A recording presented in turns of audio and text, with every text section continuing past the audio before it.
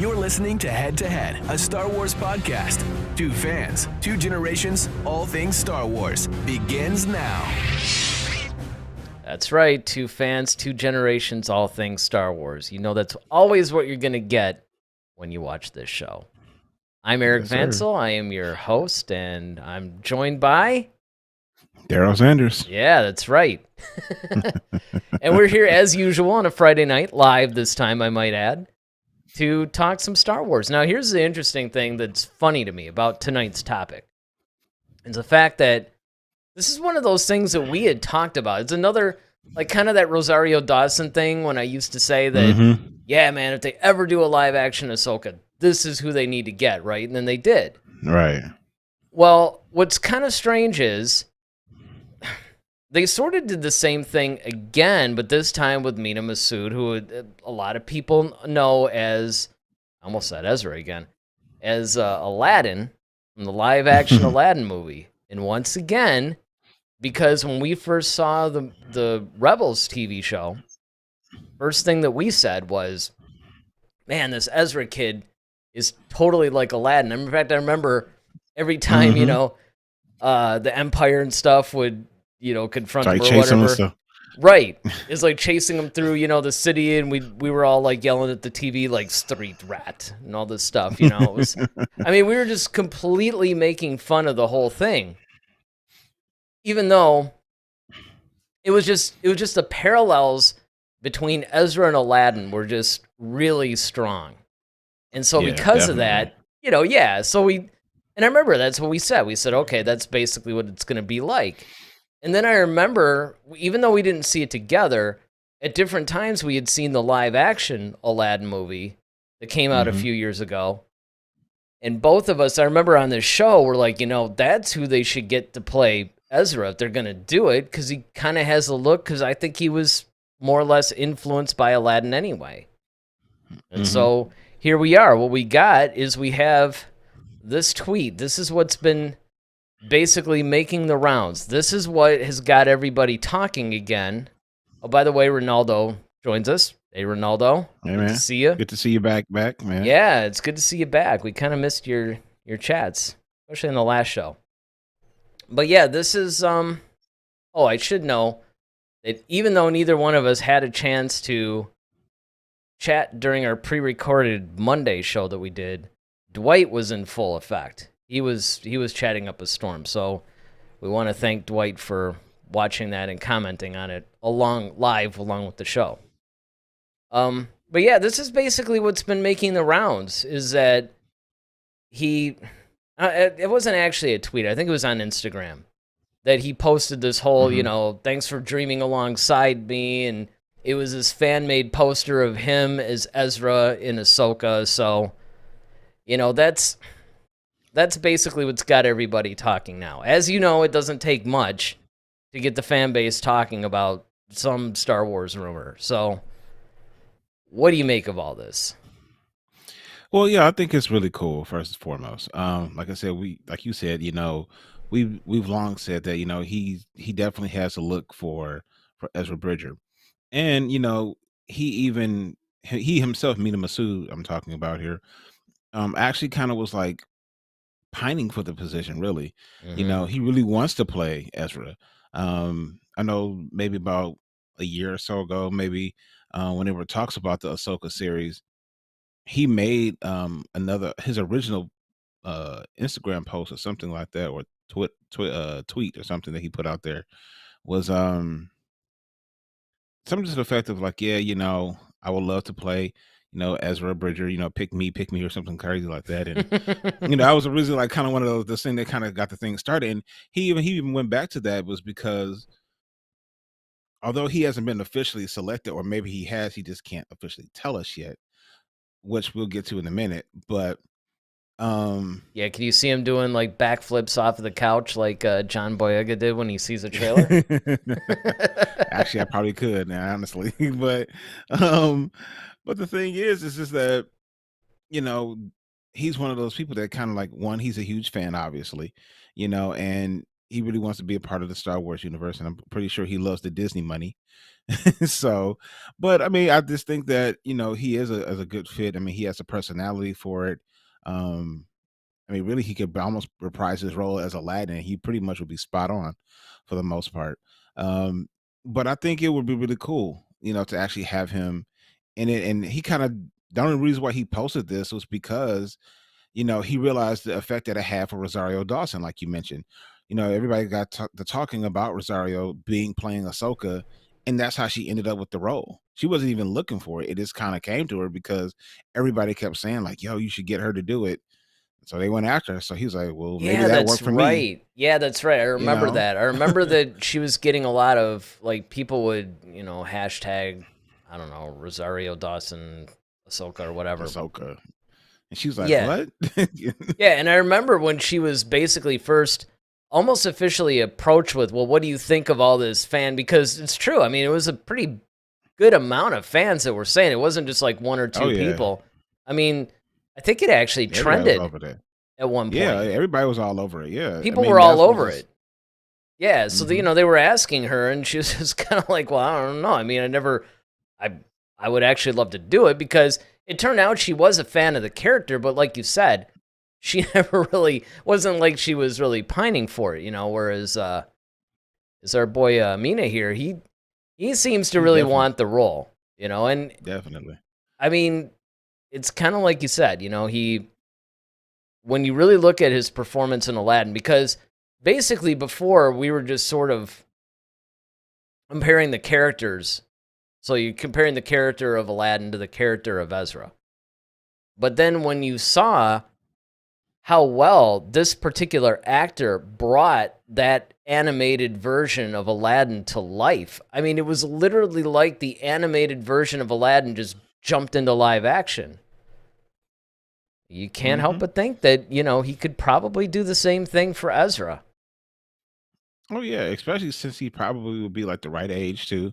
I mean, Well, I that's the was going thing, to it's like the ask you perfect. about that, though, because it seems to me like in the early episode, I mean, granted, I know that this is taking place a number of years later. And in fact, being that, of course, this is taking place post Return of the Jedi, I think you're Mhm. right. I think that his age is probably appropriate for the character at the point that they're going to portray him.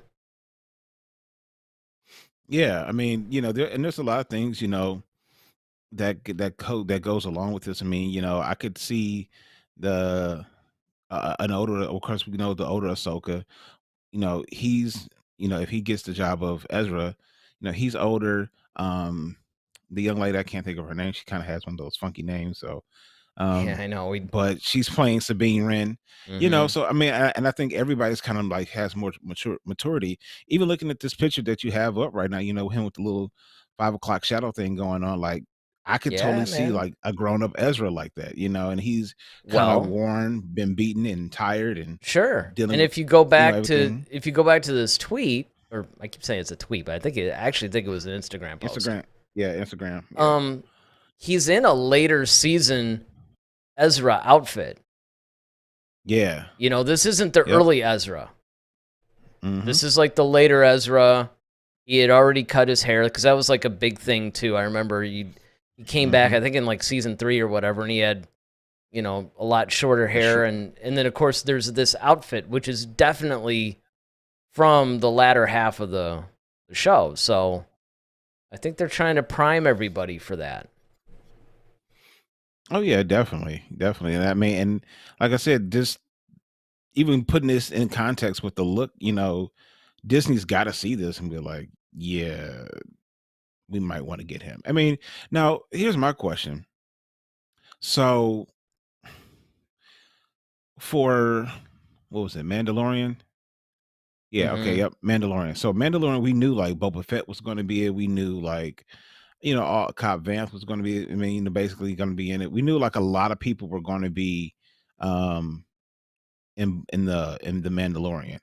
The only one they kept hidden from us was the whole Luke thing, which I totally Yes. understand why. Yes. You know, that's you don't even need to go into that. We all know why.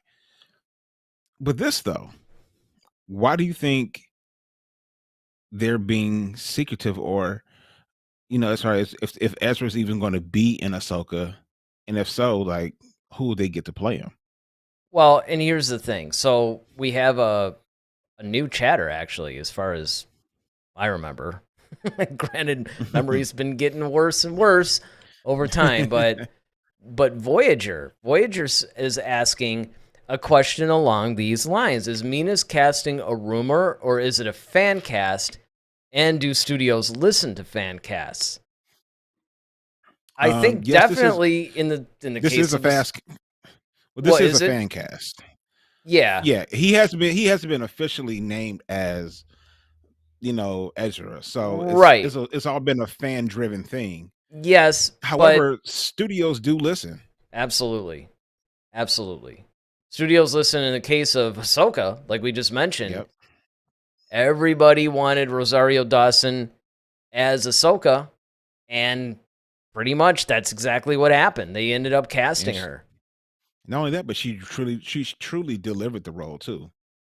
Yeah, well, I mean, I think that's one of the things where, and this is another area of discussion, certainly that we can go into tonight, is that I think these fan casts, as Voyager calls them, are getting a lot smarter and a lot more Mhm. targeted and to the point. They're not Yeah. crazy. I mean, fans are actually are investing themselves not just in consuming the content that's created, whether it be a film or a TV show, comics, books, whatever, but they're actually really getting invested in the whole process. And because of social media now, it's Mhm. an immediate reaction. People can tweet out, post on Instagram, Facebook, Snapchat, TikTok. I don't know. I can go on and on, but they can actually post on whatever the social media of their choice is and say, hey, this is who I think would make a good insert name of character here. And certainly Mhm. people definitely listen to that. I mean, studios are sensitive to that. And the Ahsoka thing is just really the latest example of that.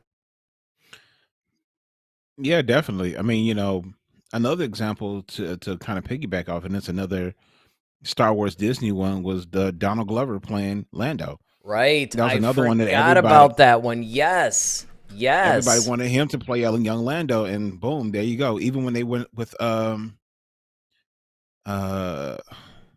Alden Ehrenreich and what's the guy from Kingsman? Uh Oh, I want to say Edgerton. Yeah, Taron Eg- yeah. Egerton. Yeah, Yep. like those two were like in the top running for, and then Alden Ehrenreich, eventually got it. But I think, like you said, Eric, I think yeah, fans are getting smarter because see, it's not just about the look. I mean, yes, that is a big part of it because you have to sell this character, so to speak. Mhm. But it's the other part is like, can you pull off the mannerisms? Can you pull off the acting with it too? And I think they're picking people that aren't just necessarily quote unquote huge stars. I mean, Mena Massoud, I mean, this is Aladdin was one that like this probably his big break, really. I mean, he's been in TV shows and acted, of course, and other things, but Aladdin was really his big thing where everybody kind of worldwide kind of got to see this guy and for what he can do because he carried the show along with Will Smith. Well, now, here's another opportunity for him to do so along, at least somebody like Rosario Dawson. And I believe he's a big integral part of the Ahsoka thing because she's looking for Thrawn. And we know based upon the end of the Clone Wars what she was looking for anyway. So we have to assume that this is still a part of this. So yeah, I think the fans, are doing a great job as far as, reaching out to Disney's and finding people not only who just look the part, but they also can play the part too. Wanted to add to that too. I mean, just to piggyback off of this whole thing, because I think Voyager actually makes a good point here, is the fact that how much I think the overall thing is how much attention should we really pay to these fan casts? Now, obviously, we just went into this whole thing about how yes, here's examples of how studios definitely listen to them and on it goes.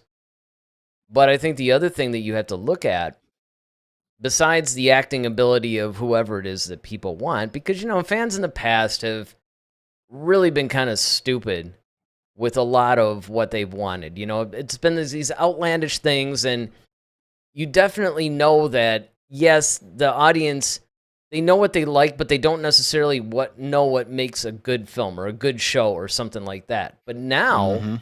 now people have become more sophisticated, even in their knowledge of production and things like that. So they're starting to really hit the mark a little bit more. But I think in this case, what's furthering this thing and the reason why this is back, because again, this isn't the first time this has popped up, but I think the reason why it was trending a few days ago, even, which is why we're talking about it tonight, is the fact that you have the actor himself posting this stuff. Yeah. He's kind of like, hey, look, as we pointed out, hey, thanks for dreaming alongside me. Love you guys. And Hmm. and here's this fan art poster with me in there, and it's just kind of like, okay, we know you want it, man. Ronaldo says Mena is a good actor, so I think he can do a great job. No question about Yeah. it. No question Yeah. about it. In fact, it's not even just that he's a good actor, but the fact that he played Aladdin, and Aladdin is so similar to Ezra in many, many Hmm. ways. Maybe, Definitely. I don't know, maybe not so much as Ezra grew, but then, Well, see, yeah, and that's really I want to see. Like, so Aladdin, we kind of know his story in the sense of, most of us have seen some sort of depiction of the Aladdin story, right? mhm, But what's going to be telling and really what's going to, and I think this is why this will be perfect for him, is because he can play a character that he's kind of familiar with already. Because, like we said, it's basically like the Star Wars version of Aladdin. However, the only difference is now Ezra comes with a lot of baggage. Ezra yes. comes with a lot of struggles and demons, so to speak, that he kind of has to battle against. So that will be really interesting to see how he plays into that, because he's not like so much Aladdin is like this sprightly little teenager or young guy in his like maybe early 20s or something like that that like some girl. Whereas like now Ezra, he's actually like, okay, he's gone up against Vader. He's he's matched wits with Thrawn. I mean, he's been battle tested. He's gone on these missions. He's had to lead troops and lost people to stuff. So he's had a lot of experiences. And at this point in his life, you gotta have to kind of wonder what else has he been dealing with in the unknown regions, hanging out with Thrawn pretty much. And we all know he's been also had to deal with Maul. That was a big story arc that he had to deal with, Oh, and being absolutely. tempted by the dark side, the holocron, like all this different stuff. So for Mena Massoud, I think this would be a good challenge for him, and it would give him an opportunity to stretch himself as an actor, because not only does he get to play like the fun loving things, which would be cool to see, but we also need to see like, okay, Kanan's gone. He's not here to lead. How are you coping now? How have you grown as a Jedi? I think that's what's going to be telling, and I think I'm really excited to see it if he gets it. Well, and that's the thing, and I totally agree with Ronaldo's comment here, where he's basically like, look, if it's a good actor, I'm okay with it, and Right. and he's referring mostly to this whole fan cast phenomenon and everything else, and again, I mean, I think that people are really they're becoming the audience, I should say, is becoming sophisticated enough where their choices are actually really good. And in this case, this is another example. And for all those reasons that you just mentioned, I mean, there's just so many things that we don't know about where Ezra is right now, because this is in a completely different time period. We're talking 5, 6 years removed from Return of the Jedi at this point. We're past that. So Hmm. even the epilogue that you saw on the last season of Rebels, we're beyond that even. And so that's an important thing. Now, Wager also makes a good point here. It's like fans bullied Warner Brothers into making the Snyder cut. Haha. I wonder if fans can nudge Disney. And and then of course Ronaldo even comments on this too. He says, I think studios listen to some of these things as long as it makes sense with the version of a character that the director wants. True. Yeah. I completely agree. And Eric, you've talked about this numerous times about how you being in a Cobra Kai group. And Oh that's boy. another, but it's one of those things where it's like, okay, That's the here's the opposite problem. end of the sophistication. Not Well, here's the everybody. I shouldn't be fair because not I don't know. Maybe some people are watching from that group. They're like, "Hey, I know you." well, You know. well, no, here it is. I think that, and I agree that, fans have grown in the sense of finding characters like, okay, this person would be a good person to play that, or wouldn't it be cool to see this person? And yes, that's fine. But the problem that a lot of fans are still kind of struggling with that we have seen is the story part. It's like, okay, everybody doesn't need to be related to this person. Everybody doesn't need to, do this and next. It's like, okay, we don't need a complete rehash of everything. And that's one of those things that people kind of complained about Force Awakens, was that like it was too much like, A New Hope. So I think that yes, you can bring in people. I think fans are making great strides as far as finding characters or finding other actors or actresses who they believe will feel competent in playing some of their favorite characters. However, now it's like, okay, but can they, if we can just get them like, okay, now let the directors direct, let the story writers write the stories for these people, because this is what they do. But I understand though, as a fan, because you've seen so many properties, including Star Wars, fumble the ball, with certain things, with certain storylines, like the whole Palpatine thing, like, just so much different stuff that, we love these characters. And I know people really don't want to see anything happen to Thrawn because, one, he's a beloved character, and two, it's like, well, he's really the big villain that we have in our back pocket, so to speak, after Vader and Palpatine are gone. So, you can't drop Thrawn, really. Um, so, and I think that's why that is going to be, and that's going to be a pivotal thing, because if they do bring Ezra in, we're definitely going to have to see that relationship between uh Ezra and Thrawn, and that's gotta we gotta lock into that. You know what else we have to do besides lock into that? We have to hit that like button. Hit Yes, the we do. like button, hit the subscribe button. This is a good time to point this out because one of the things that I also wanted to bring up too, which is, moves along with that. And it's interesting how, when you mention the Cobra Kai group, because really there's a handful of people in that group that'll really discuss the storylines and, puts forth some really good theories, really good character development discussions, maybe even to the point of, oh hey, if they cast this person, this would be a good choice of actors, kind of like what we're discussing now. Okay. Mhm. Problem is, the other half, or I should say the other quarter, because it's two things here. First, you get the people that are just posting all these sexy pictures of all the female stars of the show and talking about their crushes, right? So Mhm. you get a pretty good thing of that. And then you get the other ones where, and I think that this is what happens in any franchise, especially something like Star Wars, which is, of course, obviously way bigger than Cobra Kai as far as universe. Mhm. Excuse me. So basically what it is that people want the universe to expand. Everybody talks about that. Well, we want to see expanded stories and, expand out the universe a little bit. The problem is they want to do that through the blood relationships of the familiar characters. So their version of expanding the story is, well, let's follow, Luke Skywalker's kid or something, or let's make Jenna related to Lando or something like that. This is what they tend to do, Mhm. and this is the problem that I have.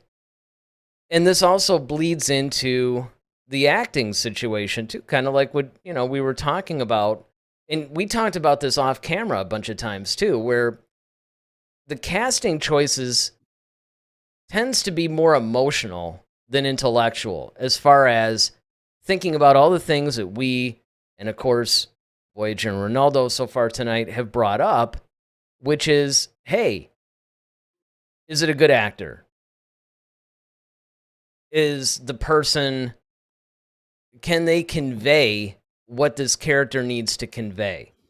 And I think that that's one of the biggest things that you have to do. Now, here's the question I want to pose to you, and I'm going to pose it to, the people that are on our chat. And of course, if you're watching the rebroadcast of this, I'm posting it to you now to leave in the comments section. Can you think of a time in the Star Wars franchise where they dropped the ball with the casting? I'll wait. While you're thinking of that, let me get to some of these other chats here. So that way it's not dead air. Because I love it when either you'll ask me a question or I'll ask you one, and we have to think about it, and it's just like dead air, like we're just sitting there silently, pondering it. It's like as we're basically, our viewers are having a mass exodus and clicking on something else. We don't want that. We don't want that. So Ronaldo says, to quote Vera Gunray, the Snyder Cut got out of hand. I'll tell you this. I mean, yes, it ran a little long, but I didn't really feel the time. I think the Snyder Cut of Justice League was pretty spot on, actually. And then he's like, hit that like button or Boba is coming from you. I like that one, too.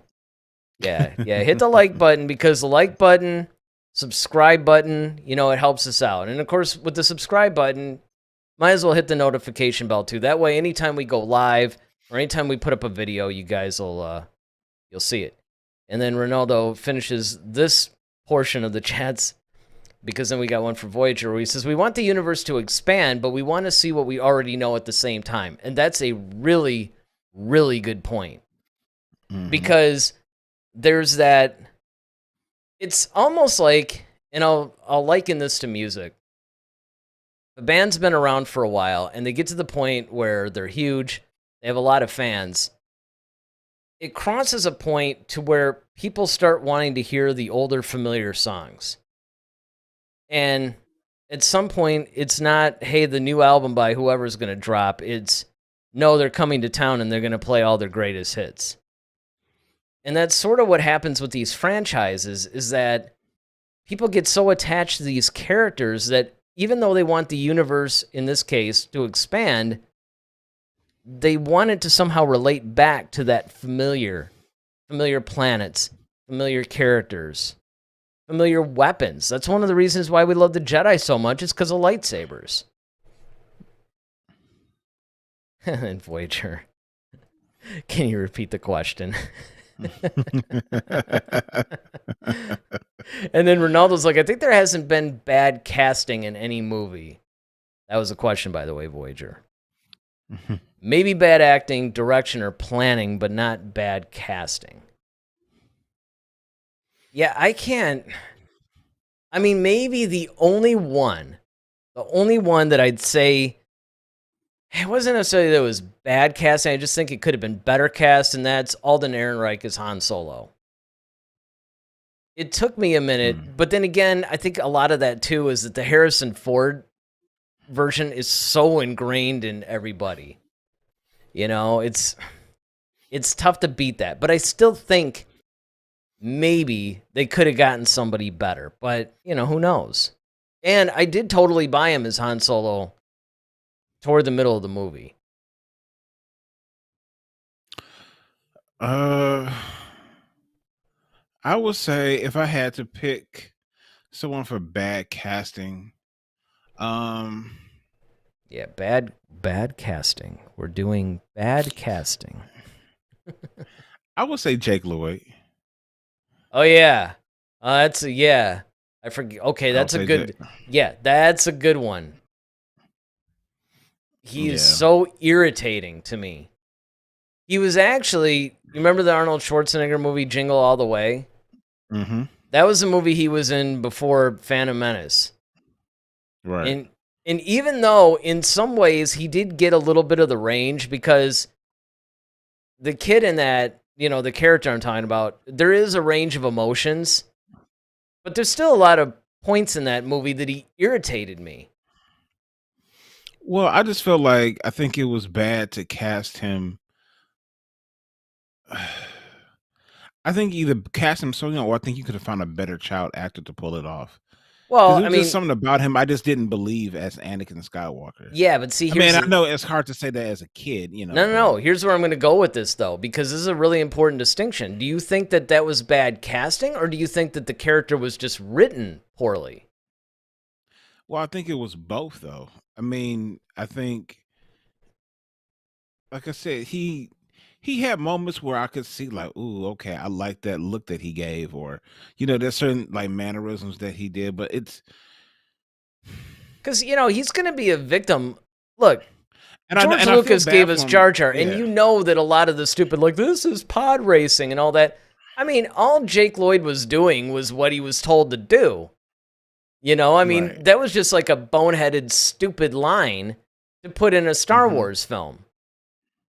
So I mean, I don't necessarily. That's the reason why I was kind of hesitating a little bit because, yeah, I Yeah, mean, no, you it's a could. kind of a fine line, but I really think that like I guess I just felt like I've seen better child actors Well, though. Like sure. Oh, absolutely. it's Like an it's Elijah almost kind of Wood or like something. I mean, honestly like okay, and I hate to say it like this, but you might as well.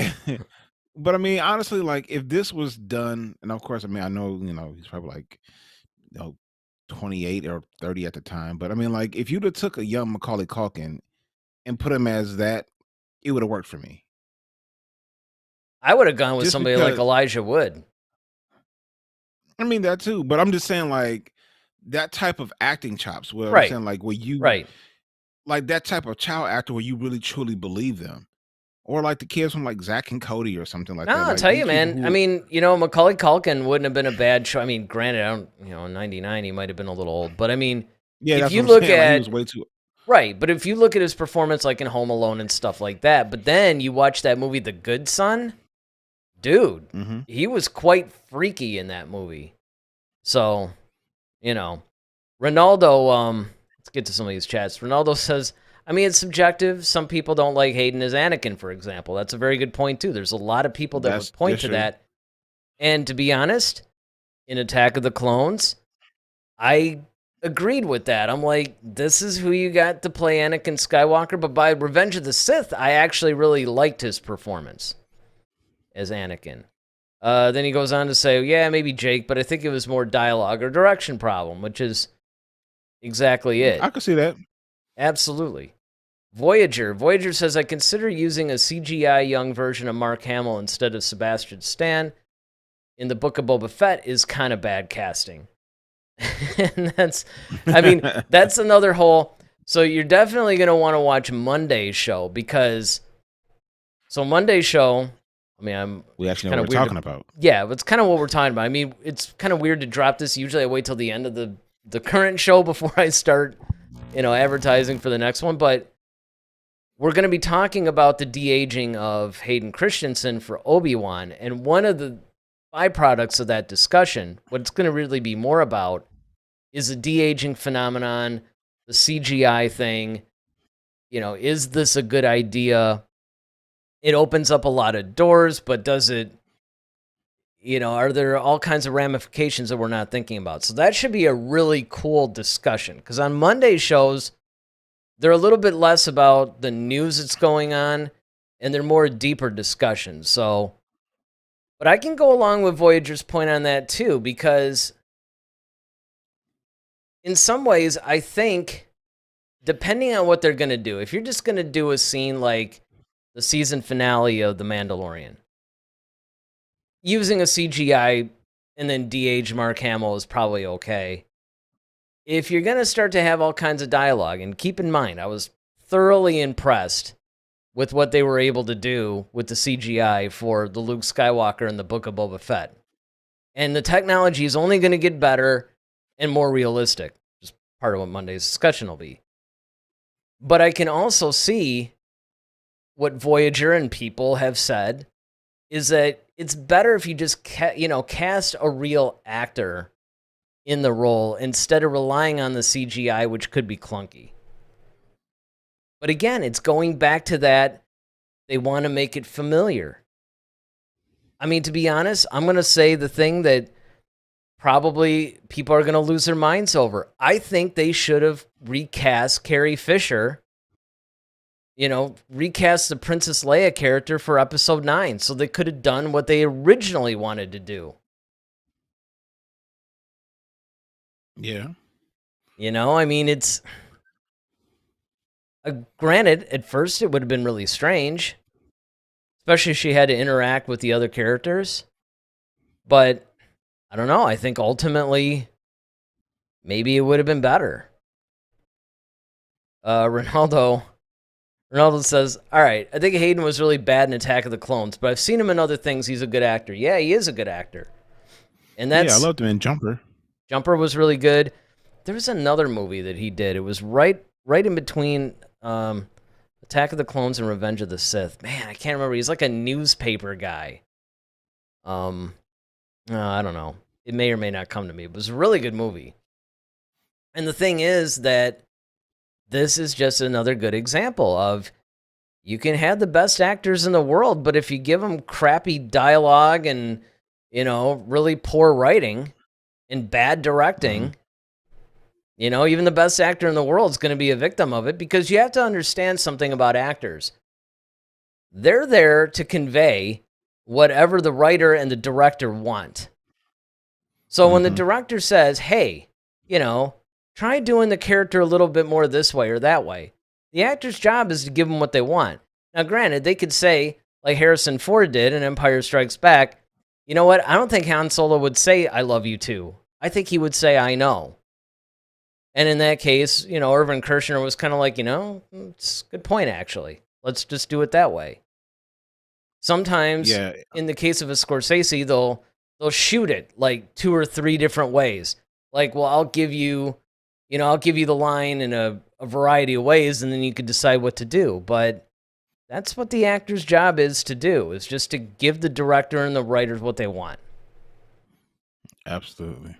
I actually just saw something that Denzel Washington just spoke about that.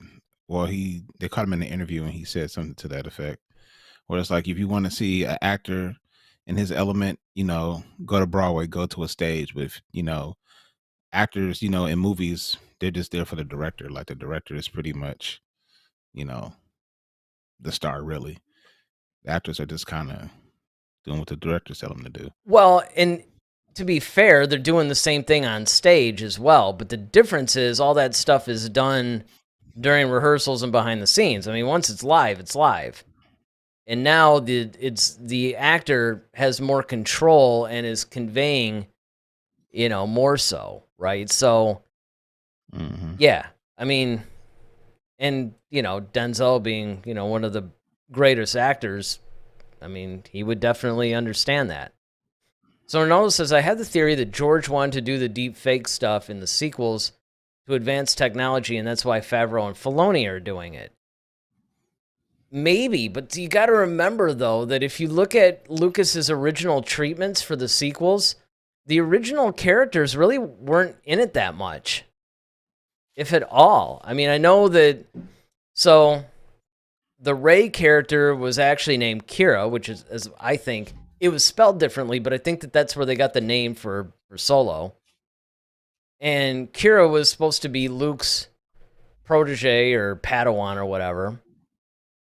And there were going to be some things that paralleled what you saw in The Last Jedi, but I don't know. I mean, I think that, yeah, if Lucas were still actively making stuff, I have no doubt he would be all into the deep fake stuff. And I mean, I think he actually guided Favreau and Filoni on some of it. But, it's really hard to tell how far, and again, I don't want to step on Monday's show too much, but it's really hard to tell exactly how far you can go with this without, I guess, maybe, I don't know, ruining, what's the word I'm looking for? It's not credibility, really. It's, you know what I mean? It's like you don't want to really tarnish just the whole acting. It's a different kind of thing. It's almost like animation, because you're motion capturing the stuff and then you're You're doing all this stuff after the fact. But one of the things that is so magical about movie making is that you get to see real actors getting up there and conveying these characters.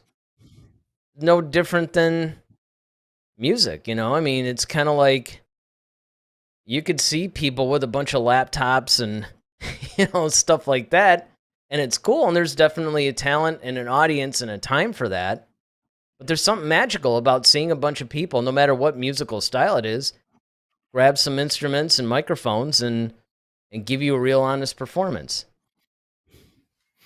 So that's true. I have a question for you. So with AHSOKA and the fact that we have possibly Mena Massoud, possibly playing Ezra, do you think that we might get uh, a Force Ghost Kanan? Or do you think that because he wasn't, he became a full Jedi Knight, um, do you think he even knew how to become a Force Ghost? And if we do see him, do you think it'll be Freddie Prinze Jr. who actually, like, literally becomes the live embodiment of Kanan? No, I can't actually see that happening. And there's a number of reasons why. I mean, first of all, if you want to go into the in-universe explanation, sure, Qui-Gon was the first one to, kind of do this whole thing. But nobody outside of that really knew, other than Yoda, about the whole Force Ghost thing. And that was revealed to us in Episode 3, right? So where would Kanan learn it? So it wasn't like it was written in, a bunch of Jedi text somewhere. It makes sense because if you think about it, you have Yoda. Yoda says, hey, I've got some homework for you. So he goes and teaches Obi-Wan. He has Qui-Gon's ghost teach Obi-Wan, which actually, there was an article that came out today, I think, where they're talking about something that you and I have talked about all along, that Qui-Gon might make an appearance as a Force ghost in Obi-Wan. And that would make sense. But they kind of kept it among themselves. And then, of course, Luke eventually learned it. And by then, it might have been written down somewhere. And, now everybody can do it. Like I always jokingly say, I mean, even Han Solo was a Force ghost at one point. Even though he wasn't really, but, it was kind of like... Right. That was still kind of weird seeing Han Solo looking all Force ghostish. But I think that Kanan might be mentioned, but I don't necessarily think we're going to see him. Okay.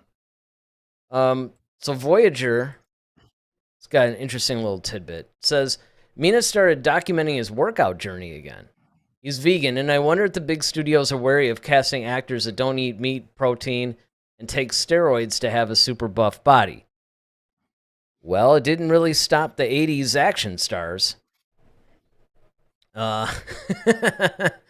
Those guys, and then there's been some other, I'm trying to think of who some of the action stars were. There's a couple who were notable that were actually vegans before it was a thing, right? And they sort of avoided the stuff or whatever.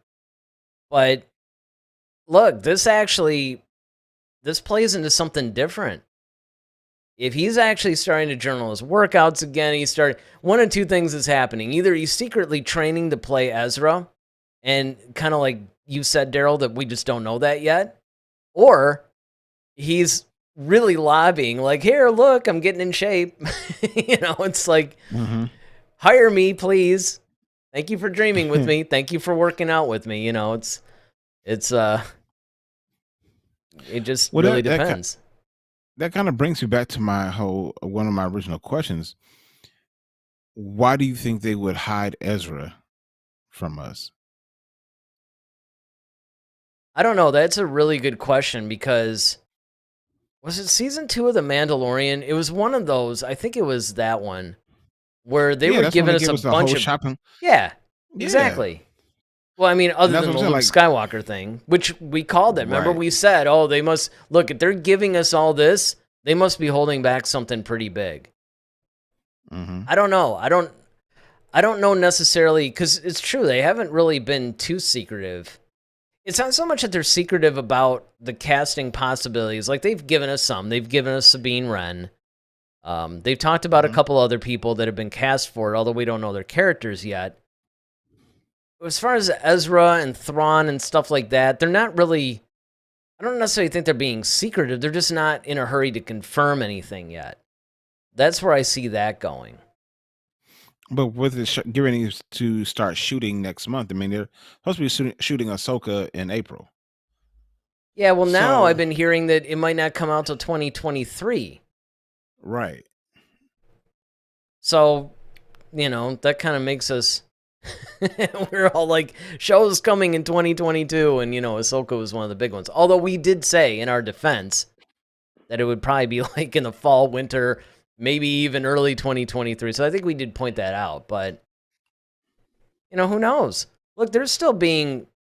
they haven't exactly been all that forthcoming about the Obi-Wan show until very recently. So, Well, at least we know there's a lot of... I mean, we at least have a majority cast, though. That's true. We just don't know who they're playing.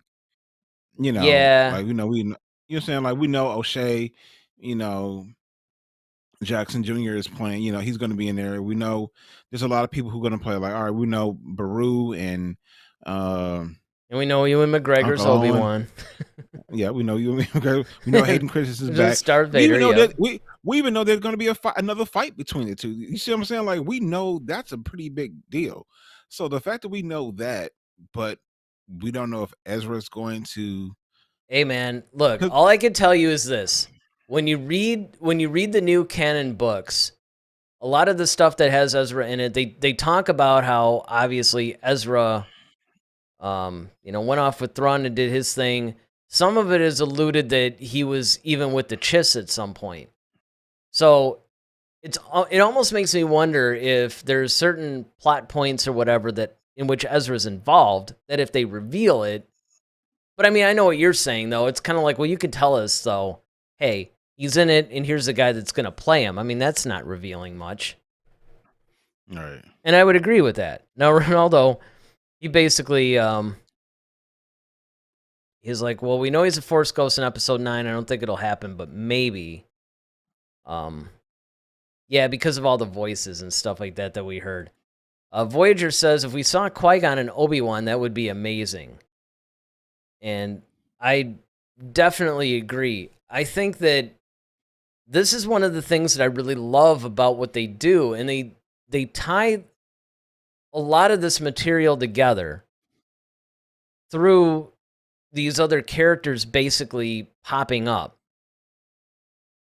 So it really completes the thread, right? I mean, when you put Vader, for example, in Rogue One, and you bridged it right to Episode 4, A New Hope, that really enriched the whole storyline. When you actually feature some of this, even that little, when you had the de-aged Princess Leia going, Hope, once again, it just, you didn't really need that scene.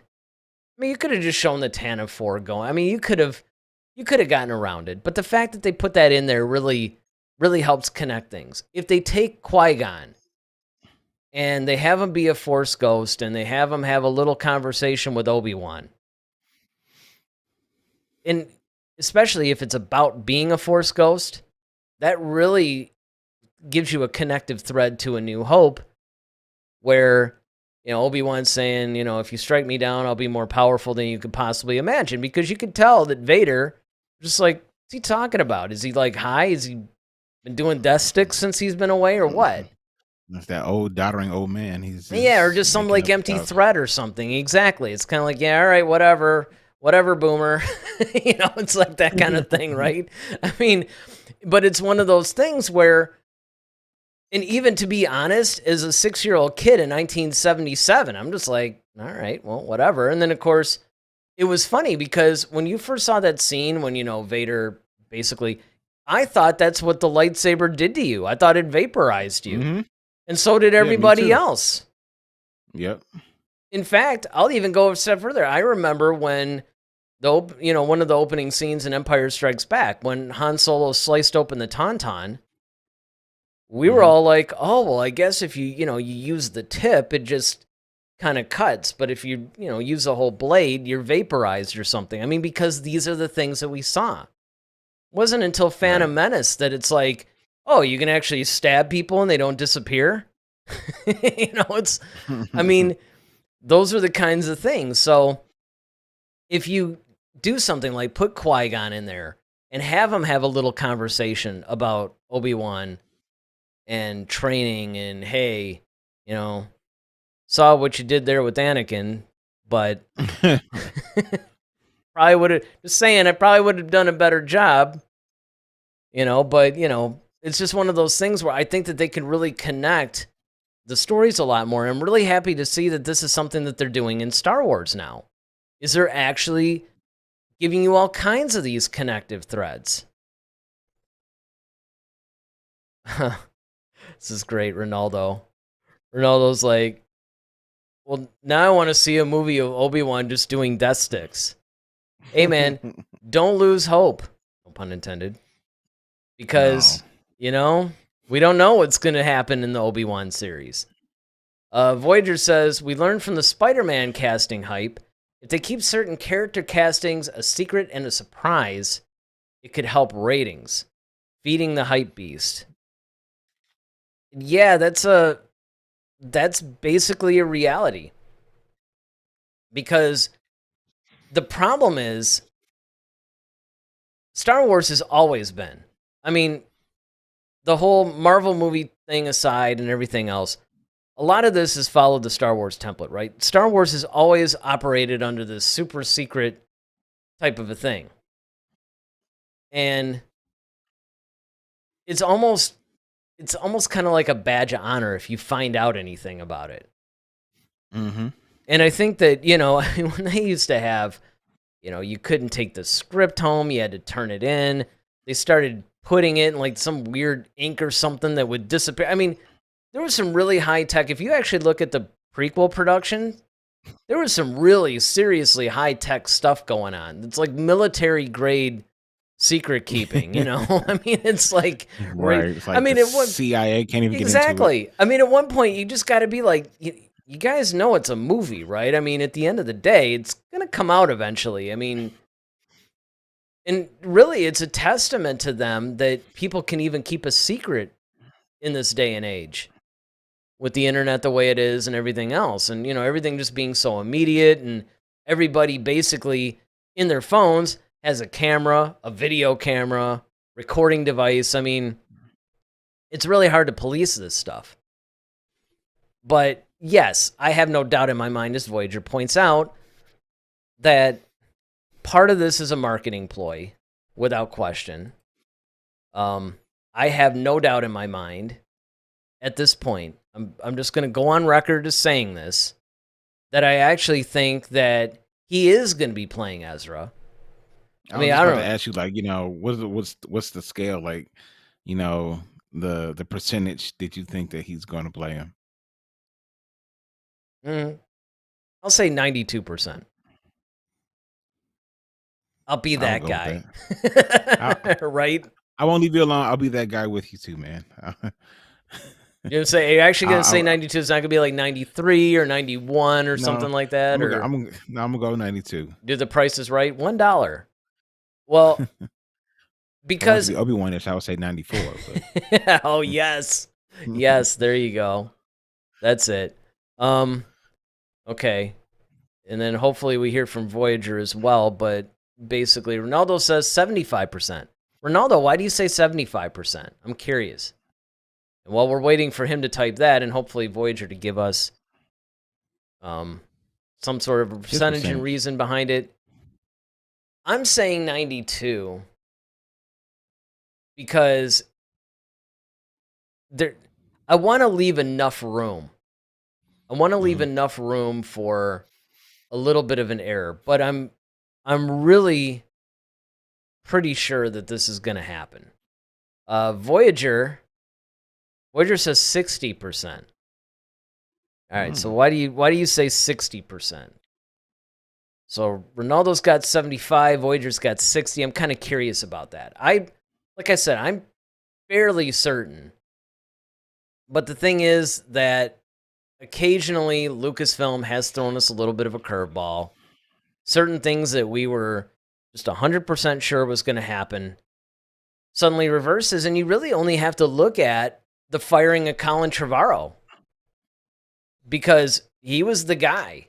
Well, I mean, really, that's about the case with just about every director, right? They're all the guy until they're not. But Colin Trevorrow, Brian though, Johnson. yeah, yeah, I know. Isn't that weird? Brian Johnson basically slipped by with almost zero scrutiny, and he's the one, arguably, that caused. Yep, the torch. He was basically the Obi-Wan of the franchise, right? That you could point to and be like, yeah, you're the guy. But so you do have to make allowances for the Disney curveballs, because occasionally you're just going to be thinking that something's going to happen, even that they announce it's going to happen, and for some reason they change their mind, or they cast somebody else. But so far, because was the Thrawn casting, I don't remember, was that official or not, with Lars Mikkelsen? Yeah. Like, because I know he did the voice, and he was a huge guy in the running. We even did a show. If you check. Who's gonna play him? Yeah, who would be the, and I think who he wanted to play it, or something was like the top, I don't know, like top 10 or top 5 people that we wanted to play Thrawn or something like that. And we went through the whole thing, on our choices. Yeah, exactly. It was kind of like, okay, well, here are the people that we're thinking. Here's why. Here's their chances. All that other stuff. So if you guys are into that kind of stuff, we do have a bunch of shows like that, like top 5 favorite bounty hunters, and we actually, one of the better ones too that we did was old Palpatine one. Who should play the young Palpatine in a theoretical series or movie? And a lot of times, when stuff like that gets enough buzz, it tends to be true. Donald Glover, Rosario Dawson, and there's been, I know there's been a couple others in there too. Actually, even the Boba Fett thing, technically, because they were still on the fence on what they were going to do about it, and a lot of fans did mention, well, it would make more sense to get Tamira Morrison, right? Because there is a big lobby to get Daniel Logan to play Boba Fett, because he played Boba Fett, and he wanted to. Now, that's a case where the actor lobby didn't work. He kind of lobbied, hey, man, I'm available to play, Boba Fett again if you want. But they went with Tamira Morrison, which, of course, makes sense. Clone. When he got older, that's what he would look like, that whole thing. So, I don't know. So, Ronaldo chats in, because I think it's very possible, because he's a good actor. But something inside me says it might be just another really loud fan casting. Yeah, I can see that. And he goes on to say, Rian Johnson made an amazing Star Wars movie. I will say that till the day that I die. Well, I can tell you, right behind it and stand with it. Yeah, and I mean that's good, because there's a lot of people that would like to expedite your demise if you actually say that in their presence. And us, like I said, we really like the movie too. We did a whole, actually, I think our very first podcast, which was an audio podcast, and we did, even the audio podcast that we did in the very, very beginning, we put up here on YouTube. So you can see them. I mean, it's just basically the audio of us with like a title slide or whatever is a video. But I think that was our very first show. Well, no, our first show was how we got into Star Wars and, our background a little bit and who we are. And that was like episode 00 when we were keeping track of that sort of thing. But then our episode 1 was, I believe, the review of The Last Jedi. And that was cool. But, Ronaldo's not wrong in that respect. There have been some examples where fan casting maybe hasn't worked. And you have to allow for that. But I just have a feeling, because he absolutely looks the part of the character. He's a good actor. He's proven himself. He has some range. And then when you add all that, the fans actually want to see him too. I don't know, man. I just can't help. I can't help but think that that's going to be a done deal. So then Voyager asks, have you done an episode reviewing Galaxy's Edge at Disneyland? We talked about it. I don't know if it was a full-blown review.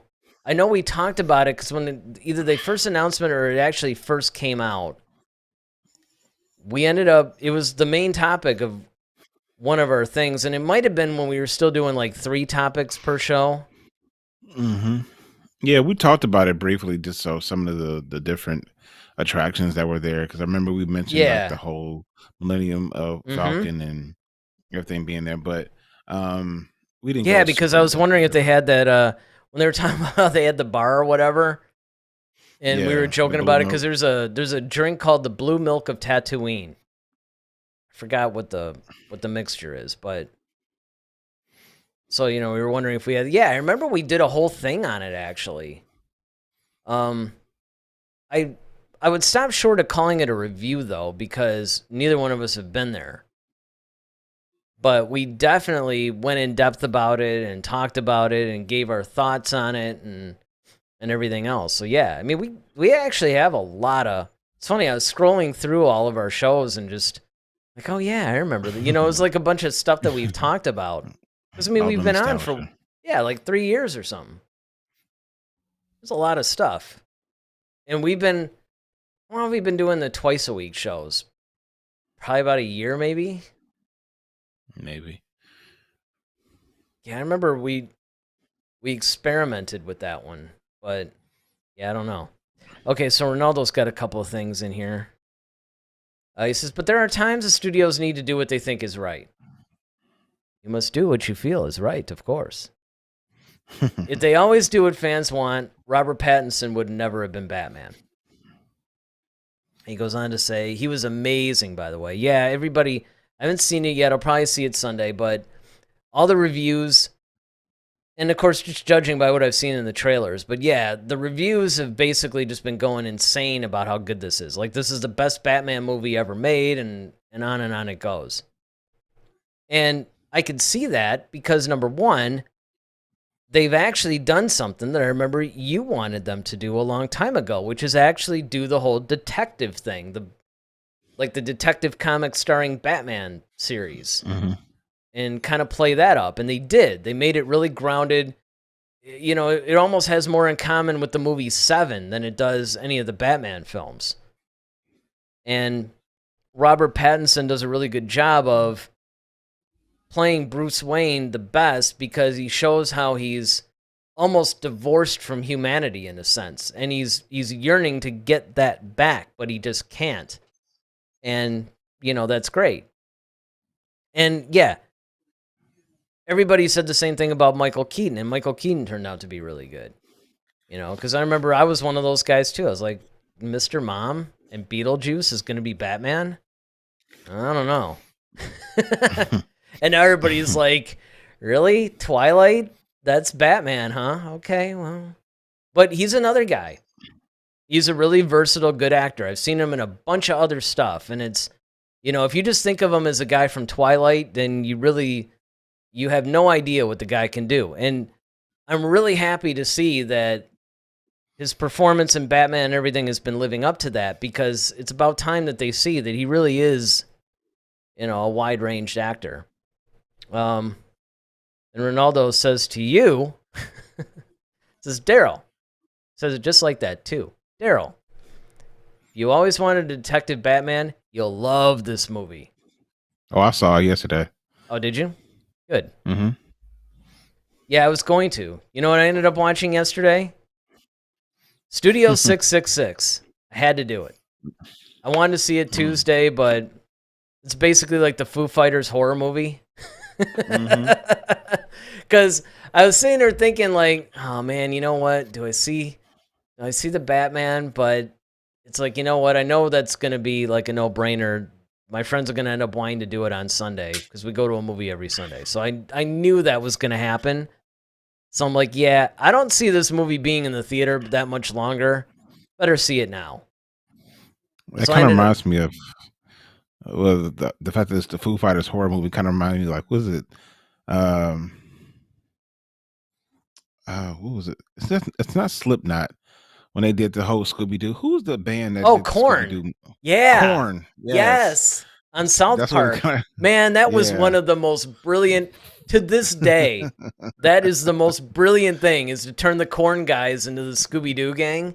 That was Yeah. awesome. And it was very well done. And you're actually, I mean, it's similar. Yeah, that's what I was like. That's what it reminded me when I saw it. I was like, oh, really? Oh, this It's is really kind of interesting. I mean, it's hilarious. I mean, it's kind of like this, it's a horror comedy basically, but it's, it was pretty interesting. I mean, it's one of those things too where it was intentionally kind of bad in a lot of ways, but I mean, it's really good. It's, it was a really entertaining, fun ride. And it wasn't 3 hours. That's another thing I had to look at too. It's like, weekday, do I really want to go Yeah. see a 3-hour movie? Yeah, I paid for it today. Yeah. Yeah, exactly. Even though, but yeah, it's almost like, well, this concludes our podcast on the Batman. Right. But I mean, I think that, again, what's interesting about that, and in talking about the Batman and Robert Pattinson and all that, I think that this is just another good example of casting directors making really cool. How many times have you seen a movie? And I'm not talking about where there's really name actors in it, but where you see a movie and like the character or the actor that they chose was perfect for the part, and you're thinking, how did they even find this person? I've seen a bunch of Um. movies like that recently, even. Hmm. Because I was about to say, like, I was gonna say the brilliant casting job was done for like the Avengers, man. Like Yeah, everybody, yeah, I mean, from like Loki to, I know. and that was it. Like Loki. There you go. Like Tom Hiddleston playing Loki. I mean, like I would have never thought to put him there, but No, I mean, he I was know. brilliant. You know what I mean? It's just like, or Chris Hemsworth as Thor. Like never probably would have thought of to pick him. Just all those guys. Like they were just really great. Um, Well, here you though, know, Ronaldo says something interesting that I know you're going to disagree with, and I do too. mm, He says at the end of the day, if it's a good actor, it's a good choice.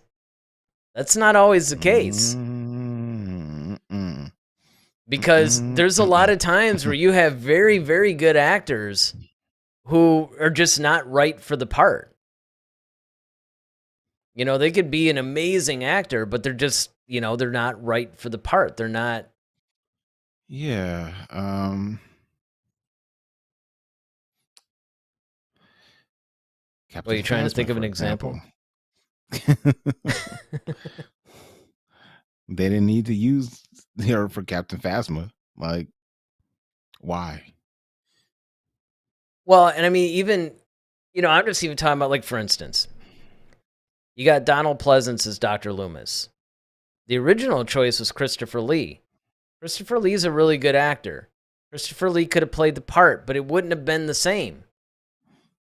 The casting of Donald Pleasance for that part was just incredible. Now, again, you also have to separate familiarity from good choice, right? Because, you see somebody play a particular role for decades and you're like, oh, I can't imagine anybody else in this role. And that makes sense. Mhm. It's like, look at all the people that were cast as Indiana Jones. Like, Harrison Ford was actually like the fourth or fifth choice. You had Kurt Russell, you had Tom Selleck, you had all these guys that were pretty much in the running before him. All good actors. But Harrison Ford was the right one. Well, I even say like Christopher Reeves as the original as Superman. Like, Exactly. you probably would never. I mean, to see him, you know, it wasn't just like, okay, he made you really believe that he was Superman. like, Yep. Well, and and not Clark to Kent mention, at the yeah, same time. You know what I mean? yeah, It's just, and the fact that he could play both of them flawlessly, the whole slunt shoulders, the whole the way he talked, the way he carried himself. I mean, yeah. it was like literally like you're watching two different people, but it's the same person. It's like you're almost going insane watching it because you're like, man, this I can't believe he's that good Do you at know when playing that for me was actually really apparent? It was a scene in Superman 2 too. where he was in the The apartment hotel, and stuff. Yeah, in the apartment, hotel. yes, And, he yes, was being bumbling and stuff. And then when he finally realized, like, yeah, man, it's over. And then he kind of like, just his whole like body, his face changes. He pulls off the yep. glasses and he tells it's like, whoa. The only person I've really seen do something like that, and it's funny, Jaleel White. Oh, When yeah. he does the whole Yeah, Steve yeah. Urkel, Stefan Urkel, when he first Yes. pulled it off, when he went behind the couch, and you see it in his face, and I mean, it's like, wow, I couldn't even. I know. I was like, this is But the crazy. thing, but Yeah, the and thing that's what I'm about saying. Christopher Reeve, though, and you have a good point, is that see that was the first example of when they actually found somebody that really looked like Superman in the comics. Yes. And then it got to the point where after a while they started drawing him like Christopher Reeve. Yep. I mean, that was the thing. And then Ronaldo's like, yeah, I agree, but most of the time it works, and it's true. I mean, a lot of times, yes, if you find a good actor, you're going to be in good shape. Now he says that I think Henry is better than Reeves. Henry Cavill? Yeah. Oh no. I knew that Oh was going to be. no. Podcast over with. Well, thank you, God bless. Good night. Yeah, right, exactly. Yeah, that's about it. It's like you're all like, "Hey, is there an unsubscribe button for Can we do that? Can we block people? Could you report him, please?" Right. I mean, I understand the sentiment, but again, I think that that's more the writing more so than the acting and the directing, because what they were trying to do with the more recent Supermans, and trust me, I'm a huge fan of Henry Cavill as Superman. I love Man of Steel. I love pretty much all the Superman movies he's been in. When they were thinking of not making him Superman anymore, I was just like mortified.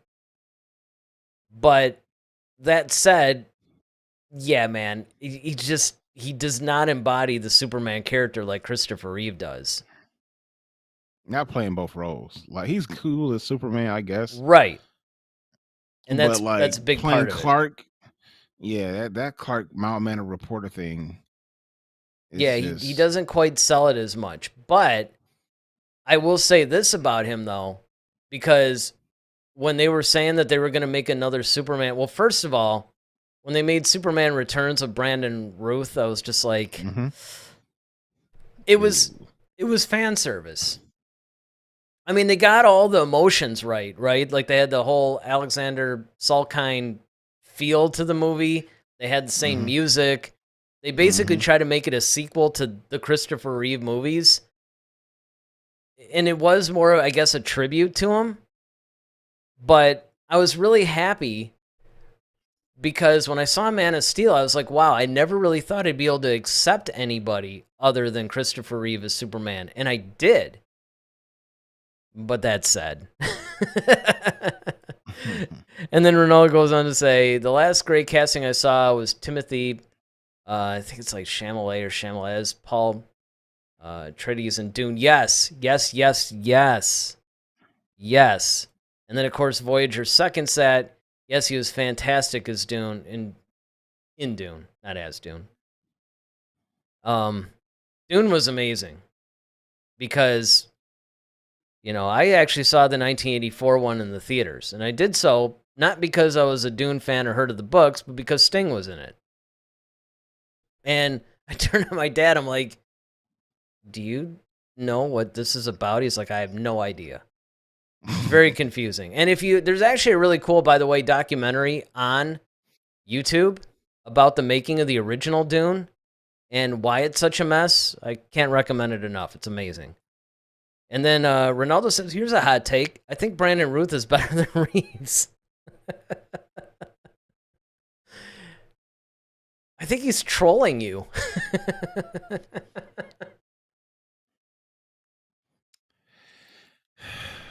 Well, remember, he loves The Last Jedi. we do too, but I you know know, what? but I'm just saying. Hit the like button, hit the subscribe and the notification bell. Yeah, right. Um, It's like you gotta go. He says, "Don't get me wrong, I love Reeves," and yeah, I mean, but again, I think that part of it, and this is where I think that the timing of movies and things like that, right? Because those movies were made 70s and throughout the 80s. I mean, it's really concentrated in late 70s, early 80s, because they did have Superman 4, but that was a disaster, and that was like 87 or 8 or something. And the problem with it is that they had a really good thing, right? The original Superman, the movie, was amazing. And for what they were able to achieve, it was technically incredible. Superman 2, of course, was really, really good, right? It's probably the best one. It's the Empire Strikes Back of the Superman franchise. But then Superman 3 came along, and you're like, what are you doing? You know, they try to make it more of a vehicle for Richard Pryor, and it just... I mean... It didn't suck the way Superman 4 did. Gus Gourmet was my favorite villain, I will say. Yeah, exactly. And he wasn't even really the villain. That was Robert Vaughn's character. He's better than Luthor to me, honestly, but, you know. Well, and that's the other thing, too, that people... Because as brilliant of an actor as Gene Hackman is, and once again, this is a perfect example of what we've been talking about through this whole episode, is the actor's job is to do whatever the director wants. And the way they wrote Luthor as almost a bumbling, you know, kind of inept guy. Mm-hmm. See, now Kevin Spacey's Lex Luthor, he didn't really look the part of Lex Luthor, but, I mean, kinda. Because to be honest, and you and I have said this a million times, it's Michael Rosenbaum. He's the guy they need to get to play Lex Luthor in, like, everything Jesus from now Christ. on. Man, that guy. I mean, you can't... Listen, that is by far the best. The look, the attitude, the swagger, the intelligence, everything. He is Lex Luthor, hands down. Like, hands down. There's no one can take that from me. Like, Nope. And now he says, I actually like Superman 3. Now he's trolling you, Ronaldo. Yeah. I love evil Superman in that movie. Hey, that's actually my favorite part. I'll tell you what I loved about Superman 3. The fact they went back to the whole Smallville thing, I thought that was cool. I thought that was kind of a neat... And then Voyager, I think he's about to attack us. He's like, wait, are you referring to Smallville? Yeah. Yep. Because no matter where you stand on... away from Star Wars. This is right. hilarious. I know. This is great. I know. Have we even mentioned anything Star Wars related in like the last 15 minutes? You know, he's like, I totally agree. He was so great as Luthor in Smallville. And yeah, I think he should have been able to transcend into the films and beyond. He basically was the one who really captured the complexities of the Luthor character. Now, again, and this kind of ties back into Star Wars too.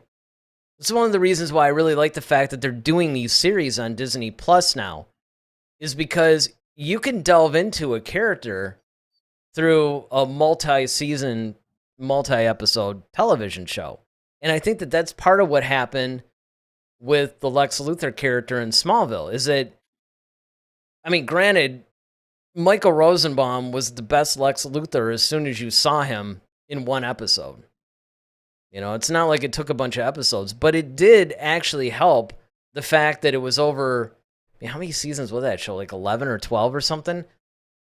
And I think he left after season 7 or 8 or whatever. But basically, you really got to delve into the character a lot more than you can in just a movie. But I think a lot of the problems that people will have with some of the earlier Superman films, the Christopher Reeve stuff, is more the time period and the fact that, it's just the way some aspects of it were written. So, then Voyager says, oh, I forgot about this. John Cryer is my least favorite Luther. Yeah, which show was he in? Because I remember seeing it, and I was thinking, yeah, man, this isn't cutting it. Which, I mean, he's another guy, great actor, but, you watch him in Pretty in Pink, you just never buy this guy as Lex Luthor. And then Ronaldo's like, Reeves' evil version of Superman is what evil version of Tobey Maguire's Spider-Man wishes he could be. Yeah, I'll go along with that. He was really creepy as evil Superman in Superman 3. Like, you felt that. Wasn't he basically supposed to be like Bizarro? No, because Bizarro's not evil. Bizarro's just, like, stupid and, kind of like, I know he's the reverse of actual Superman, which... Yeah, Superman stands for good and justice. Yeah, but Bizarro was never... He wasn't, like, really evil. He was just, like, really stupid. But... And he would just end up doing, like, really, really weird things. The closest that you would really get to a more of an evil Superman, I guess, would be, like, Brainiac. Oh, yeah, right. Voyager said, Supergirl. Now, are we talking the TV show or the... Yeah, we have to be. John Cryer would have been, like, 12 and the Helen Slater movie, which is another one that was kind of... And then Ronaldo, give credit where credit's due, he says the same thing. See, and this is exactly what this show should be. This is what I'm always talking about, man. It's like a discussion, you never really know where it's going to go, and, it's just a bunch of people hanging on a Friday night talking Star Wars and apparently every other franchise that's ever been made. Ronaldo says, this is a cool Superman podcast, right? That's what we should do. We should actually, like, cut this little section out, and, maybe I could put up, like, I can replace the pictures with Superman stuff, and, it could be episode 1 of our Superman podcast. But I think that's going to actually wrap up our show for tonight, although it's been a lot of fun, I have to say. But hey, come back Monday night, because, like I said, we're going to get into this really cool in-depth discussion about the whole CGI, the de-aging process. We're going to talk about the fact that Hayden Christensen looks like he's going to be de-aged for this Obi-Wan series. And should he or shouldn't he? I guess he kind of has to, given the time period. But it depends. They could put makeup on him and everything, right? So it's really going to be about where everybody stands on the whole de-aging process. Right now, there's certain people in Hollywood that are basically, full steam ahead. There's some people who are saying, hey, maybe we need to step back and weigh the social responsibilities and all this, and, the doors that it opens, and do we really want to go in this direction? It's kind of like the whole AI thing, right? Every time I read a story about, oh yeah, there's this new AI robot that's able to do this thing, and I'm thinking, have you guys just not ever watched movies like iRobot and the Terminator and all this stuff, and yet we're marching towards it in spite of, these things could deem the human race is useless, but whatever. And, Voyager says, looking forward to Monday's show. It'll be a good discussion. I think it will. Because it's a topic that you can really delve into and really go in a lot of different directions. So I, too, am looking forward to it. Look at the look on Daryl's face. You could tell he's looking forward to it. I'm still upset at his Batman comment, so I'm going to be like Batman, go on top of my roof and like... You're not on speaking terms right now. It's, I understand and I get it. But, it's like, yes, join us Monday, except for Ronaldo. You have to watch it. That's it. You're banned from live shows now. We can't do that. He's like one of our main chatters. It's going to look pretty grim when he's not around. Even though we got Voyager, though. And we were missing Dwight tonight. Yep. Yeah, some of our regulars weren't on tonight. But, hey, we want to thank Voyager Ronaldo for chatting live with us. And, of course, if you're watching a rebroadcast, make sure you let us know what you think of Mena Massoud's casting possibility, let's just say, as Ezra Bridger in the comments section. While you're there, of course, don't forget to hit that like button, hit the subscribe button. And, until Monday with this really cool discussion we got, I have to say, I'm Eric Vansel. I'm Daryl Sanders. May the Force be with you. Always. Yeah, I got it right this time. Head to Head, a Star Wars podcast. Be sure to follow us on Twitter @HeadToHeadSW. Submit your questions for our next show. Visit our official website at headtoheadswpodcast.com. Until next time, may the Force be with you, always.